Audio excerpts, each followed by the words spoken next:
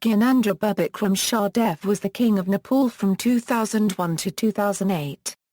As a child, he was also briefly king from 1950 to 1951, when his grandfather, Tribhuvan, went into exile in India with the rest of his family. Following the Nepalese royal massacre in 2001, he again became king. Gyanendra's second reign was marked by constitutional turmoil. His predecessor King Birendra had established a constitutional monarchy in which he delegated policy to a representative government. The growing insurgency of the Nepalese Civil War during King Gyanendra's reign interfered with elections of representatives. After several delays in elections, King Gyanendra suspended the constitution and assumed direct authority in February 2005, assuring that it would be a temporary situation to suppress the Maoist insurgency. In the face of broad opposition, he restored the previous parliament in April 2006. His reign ended approximately 2 years later, when the Nepalese Constituent Assembly declared Nepal a republic and abolished the monarchy. Early life and first reign: Gyanendra was born in the old Narayanhiti Royal Palace, Kathmandu, as the second son of Crown Prince Mahendra and his first wife, Crown Princess Indra. After his birth, his father was told by a court astrologer not to look at his newborn son because it would bring him bad luck, so Gyanendra was sent to live with his grandmother. In November 1950, during a political plot, both his father and his grandfather King Tribhuvan, along with other royals, fled to India, leaving the young Prince Gyanendra as the only male member of the royal family in Nepal. He was brought back to the capital Kathmandu by the Prime Minister Mohan Shamsher, who had him declared king on November 7, 1950. Gyanendra was not only crowned but coins were issued in his name. The Rana Prime Minister provided a 300,000 rupee annual budget as expenditure for the king. After opposition to the hereditary rule of the Rana Prime Ministers from India, a deal was reached in January 1951, and his grandfather King Tribhuvan returned to Nepal and resumed the throne. The actions of the Rana regime to depose his grandfather and place Gyanendra on the throne was not internationally recognized. He studied with his elder brother King Birendra in St. Joseph's College, Darjeeling, India. In 1969, he graduated from Tribhuvan University, Kathmandu. Gyanendra served as the chairman of the advisory committee for the coronation of his brother King Birendra in 1975. He is a keen conservationist and served as chairman of the King Mahendra Trust for Nature Conservation from 1982 until his ascension to the throne in 2001. Gyanendra married his second cousin Kormal Raya Lakshmi Devi Shah on May 1, 1970 in Kathmandu. They have 2 children, Prince Paras Bikram Shah Dev, Princess Purna Raya Lakshmi Devi Singh. Succession. The events surrounding the massacre on June 1, 2001 have proved very controversial in the country. A 2-man investigation team appointed by Gyanendra, and made up of Keshav Prasad Upadhyaya, then Supreme Court Chief Justice, and Tarinath Ranabhat, then Speaker of the House of Representatives, carried out a week-long investigation. After interviewing more than 100 people including eyewitnesses, palace officials, guards, and staff, they concluded that, indeed, Crown Prince Birendra had carried out the massacre, but did not draw any further conclusions. As his nephew lay in a coma, Prince Gyanendra was named regent. But following King Birendra's death on June 4, 2001, King Gyanendra ascended the throne. Early reign. During his early years in the throne, Gyanendra sought to exercise full control over the government, citing the failure of all the political parties to hold an election after the parliament was dissolved. In May 2002, he supported the popularly elected Prime Minister Subhaja Dubey when he dismissed the parliament elected in 1999. In October 2002, he dismissed Dubey and consolidated his power for the first time. During the years 2002 to 2005 he chose and subsequently dismissed 3 prime ministers for failure to hold election and bring rebels to round-table negotiation, finally dismissing Dubey for the second time and taking over as absolute ruler on February 1, 2005, promising the country would return to normalcy within 36 months. His elder brother King Birendra had negotiated a constitutional monarchy during his rule in a delicate manner in which he, as king, played a minor role in government. Thus, King Gyanendra's confrontational approach with the established political parties was met with widespread censure. When Gyanendra took complete control for the second time, on February 1, 2005, he dismissed Prime Minister Subhaja Dube's government of failing to make arrangements for parliamentary elections and of being unable to restore peace in the country, then in the midst of a civil war led by Maoist insurgents. Gyanendra promised that peace and effective democracy would be restored within 3 years, but the period of direct rule was accompanied by repression of dissent. International organizations expressed grave concerns about the safety of journalists, following the king's decision to restrict civil liberties, including freedom of the press, the constitutional protection against censorship and the right against preventive detention. In April 2006, the Seven-Party Alliance and the then-banned political party CPN Maoist in an underground manner staged protests and strikes in Kathmandu against Gyanendra's direct rule. The royal government exercised minimum restraint but responded by declaring a curfew to control the deteriorating situation, which was enforced with live firearms and tear gas. After 23 protesters were killed, on April 21, 2006, Gyanendra announced that he would yield executive authority to a new prime minister chosen by the political parties to oversee the return of democracy. Several party leaders rejected the offer and again demanded that the king call a council to determine the monarchy's future role in politics. An agreement was reached between the parties under the supervision of the Indian ruling Congress that monarchy would have a place in the new constitution. Girija Prasad Koirala was appointed prime minister in the interim.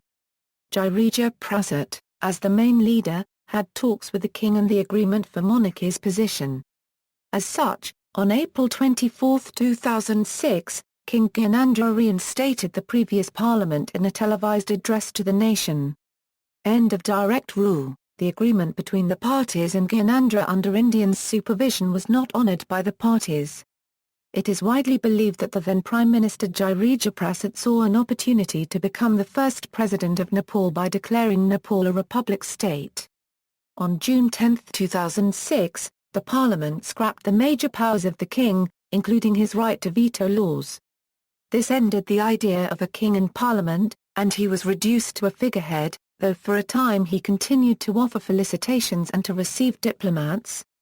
According to Article 167 of the Constitution, all executive powers as well as those enjoyed by the king in the previous constitution were now vested in the prime minister.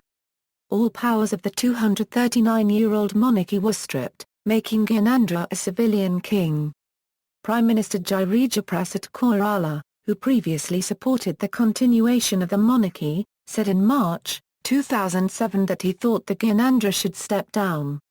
In June, Koirala repeated his call for King Gyanendra to abdicate in favour of his grandson Prince Rajendra. On August 23, 2007, Nepal's transitional government nationalised all the properties Gyanendra inherited from his brother, including the Narayanhiti royal palace. The move did not affect the properties he owned before his accession to the throne. Interim suspension of the monarchy. It was announced on December 24, 2007, that the monarchy would probably be suspended in 2008, following the approval, as part of a peace deal with Maoist rebels, of the Nepalese parliament in favour of a bill that would see the constitution amended so as to make Nepal a republic. On May 27, 2008, the meeting decided to give Gyanendra 15 days to vacate the palace, and decided that the first meeting would be held the next day at 11 a.m. On May 28, 2008, the monarchy was officially given no space in the amended Constitution of 1990 and replaced with a republic by the Constituent Assembly instead of referendum. Gyanendra accepted the decision in the following days. As he was required to leave Narayanhiti, he asked the government to make residential arrangements for him on June 1, and on June 4 the government decided to give Nagarjuna Palace to Gyanendra. Gyanendra departed the Narayanhiti Palace in Kathmandu on June 11, 2008, moving into the Nagarjuna Palace. His new residence consists of 10 buildings including the royal residence Hemantla Baz, 3 guest houses, 1 office secretariat and 1 staff quarters. Gyanendra and his family moved into the 2-story Hemantla Baz. Following his departure, the Narayanhiti Palace was turned into a museum, while Gyanendra's diamond and ruby-encrusted crown and royal scepter, along with all the other crown jewels and royal assets, became government property. The royal family's departure from the palace was reported as being a major symbolic moment in the fall of the Shah dynasty, which had unified Nepal in the 1760s. Transition to interim republic. Gyanendra, in an interview with foreign reporters published on April 9, 2008, expressed dissatisfaction over the decision made by the interim parliament to abolish the monarchy after the 10th April Constituent Assembly election. The interview was published in Japan's leading newspaper, Daily Yomiuri. Speaking to a select group of Japanese correspondents at the Narayanhiti Royal Palace on February 4, 2008, King Gyanendra said, "The decision doesn't reflect the majority view of the people. This isn't democracy." He, however, conceded that the people do have the right to choose the fate of the monarchy. Gyanendra also said the law and order in the country was deteriorating, questioning the interim government's ability to govern the country even after he had accepted the roadmap of the seven-party alliance.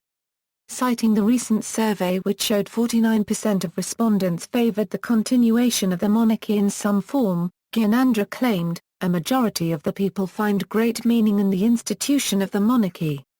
In all clouds, there is a silver lining. Let us hope." Gyanendra had broken his closely guarded silence in an interview with a Nepali weekly paper in which he said he remained silent to let the peace process succeed. On February 7, 2008, the BBC reported Gyanendra as saying to Japanese journalists, "The Nepali people themselves should speak out on where the nation is heading, on the direction it is taking and on why it is becoming chaotic." He claimed that his attempt on February 1, 2005 was for a good purpose, restoring peace and stability in the country. He said that his attempt was not a success and so the countrymen are suffering at present. In an interview, the Gyanendra's advisor, Parat Shah Singh, claimed that the bill passed by the parliament was a bluff. Replying to the question raised regarding the king's silence even after the bill was passed declaring the state a republic, he said that there was nothing for which the king had to respond. He claimed that the parliament which declared a republic was reinstated by the king himself and has no authority to dethrone the same king. He claimed that the king was examining the activities of the government and the parliament and was waiting for a suitable time for responding to them. He said that no people would accept the bill unless decided by a referendum or elected members in the Constituent Assembly. On January 15, 2007 the interim parliament was set up with CPNM included, and on April 1, 2007, the interim government joined by CPNM was formed. On December 28, 2007, the Nepali interim parliament approved a bill for the amendment to the Constitution of 1990 promulgated on January 15, 2007, with a clause stating that Nepal would become a federal democratic republic, to be implemented by the first meeting of the Constituent Assembly elections. Developments after the demise of Constituent Assembly. In an interview with News 24 TV channel in 2012, Gyanendra stated that he would return as the King of Nepal, though, he did not state a particular time frame. When asked if he would consider becoming actively involved in politics, he said that he is not a politician. He also dismissed the need for a referendum on bringing the institution of monarchy back into power. He asserted that since the politicians had not asked the people via a referendum to abolish the institution, a referendum to bring him back was not needed. Gyanendra also stated in the interview with News 24 that a written agreement existed between the politicians and himself that the constitutional monarchy would be returned when he gave up his powers to the politicians and restored the parliament that he had sacked. Protest in Maigdi. Soon after news of a 2012 October Day personal visit to Parbat district came out, 10 political parties of the district organized a corner assembly at Shibalaya Chowk of Kubzma Bazaar and decided to protest at Gyanendra's visit. Leaders speaking at the corner assembly called on Gyanendra to stop his visit and also warned that they would obstruct his tour forcibly if he started it. Nevertheless, Gyanendra left for Pokhara. There was no protest on the first day. He walked through the general public for more than a kilometer in the rain. However, the scheduled visit of Gyanendra to Maigdi was cancelled following opposition from different political parties. he had planned to worship at various holy shrines in the district. This action of political parties and the Maoist government in obstructing Gyanendra's visit attracted worldwide criticism from democratic corners. Titles, styles and honors. Titles July 7, 1947 November 7, 1950, His Royal Highness Prince Gyanendra of Nepal. November 7, 1950 January 8, 1951, His Majesty the King of Nepal. January 8, 1951 June 4, 2001, His Royal Highness Prince Gyanendra of Nepal. June 4, 2001 May 28, 2008, His Majesty the King of Nepal. He was crowned 2 times. His official full style during his reign was, His Holy Majesty, King of the Lands of the Nepalese People and Knight of the Holy. Honours National Orders, Sovereign of the Order of Nepal Pratap Bhaskara, Sovereign of the Order of Urjaswi Rajanya, Sovereign of the Order of Nepal Taradisha, Sovereign of the Order of Tri-Shakti Pata, Sovereign of the Order of Gorkha Dakshina Bahu, Most Glorious Mahendra Chain, Birendra Chain, King Mahendra Investiture Medal, King Birendra Investiture Medal, Commemorative Silver Jubilee Medal of King Birendra, Foreign Orders, Knight Grand Cross of the Order of the House of Orange, April 25, 1967, King Jigme Singh Investiture Medal, Knight Grand Cordon of the Order of the White Elephant. 1979, Knight Grand Cross of the National Order of Merit, May 2, 1983, Knight Grand Cross of the Order of St. Michael and St. George, 1986, Knight Grand Cross of the Order of Isabella the Catholic, November 13, 1987, Knight Grand Cross Order of Merit of the Federal Republic of Germany, November 25, 1996, Nishan-e-Imshas, 1970, Sash of the Order of the Yugoslav Flag First Rank, February 2, 1974, Commander of the Order of the Golden Arkansas, 1987, Knight Grand Cordon of Order of Abdulaziz Al Saud, 1983, Grand Guanghua Medal of the Order of Diplomatic Service Merit, 1987, Knight of the Order of Korean Labor, 1978. Ancestry. See also, Nepal. Notes. External links, unofficial translation of the Commission Report on the Palace Incident, Profile, Nepal's King Gyanendra. BBC News May 28, 2008. King of Nepal is stoned by crowd. BBC February 16, 2007, Biography at the Wayback Machine, Nepal News Feed, News Headlines.